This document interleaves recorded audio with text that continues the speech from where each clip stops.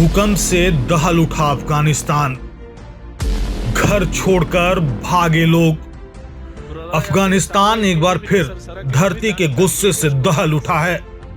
सोमवार तड़के सुबह करीब 3:30 बजे उत्तरी अफगानिस्तान के मजार शरीफ शहर के पास अचानक धरती इतनी जोर से कांपी कि लोग नींद से चीखते हुए उठे।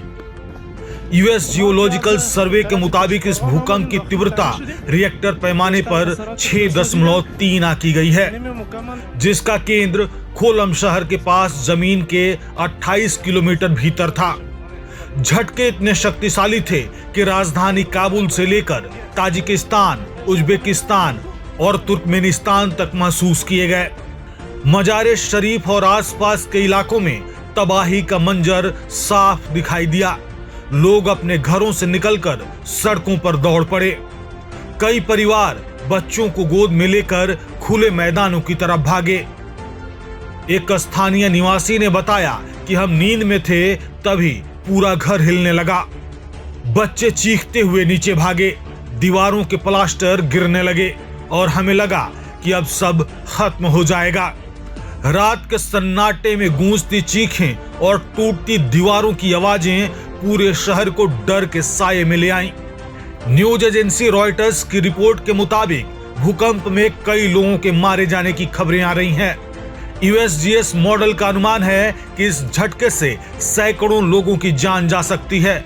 राहत और बचाव कार्य जारी है, लेकिन दूर दराज के पहाड़ी इलाकों और टूटी सड़कों की वजह से मदद पहुंचाने में देरी हो रही है। कई घर तो पूरी तरह ढह चुके हैं और लोग मलबे में दबे परिजनों को खोज रहे हैं। यह भूकंप उत्तरी अफगानिस्तान के उस हिस्से में आया है जहां 2 महीने पहले ही एक बड़े भूकंप ने भारी तबाही मचाई थी। उस हादसे में 2000 से ज्यादा लोगों की मौत हुई थी। 2023 में हेरात क्षेत्र में आए भूकंप ने भी करीब 1500 लोगों की जान ली थी और हजारों घर तबाह कर दिए थे। ब्रिटिश भूवैज्ञानिक सर्वेक्षण के भूकंप वैज्ञानिक ब्रायन बेप्टी के अनुसार 1900 के बाद से उत्तर पूर्वी अफगानिस्तान में 7 से अधिक तीव्रता वाले 12 बड़े भूकंप आ चुके हैं। यह क्षेत्र भूकंपीय रूप से बेहद सक्रिय है, जहां धरती की प्लेटें लगातार एक दूसरे से टकराती रहती हैं। 2021 में सत्ता में लौटने के बाद से तालिबान सरकार के राजनीतिक और आर्थिक संकटों के साथ साथ लगातार आने वाली प्राकृतिक आपदाओं से भी जूझना पड़ रहा है। अस्पतालों में घायलों की भीड़ है, दवाइयों की कमी है और कई लोग मस्जिदों और स्कूलों में शरण लिए हुए हैं।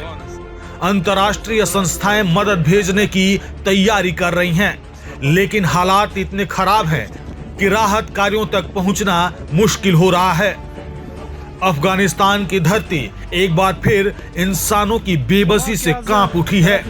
मजार शरीफ की टूटी दीवारों और मलबे में दबे घरों के बीच अब सिर्फ मदद की पुकार गूंज रही है। कोई है जो हमें बचा ले।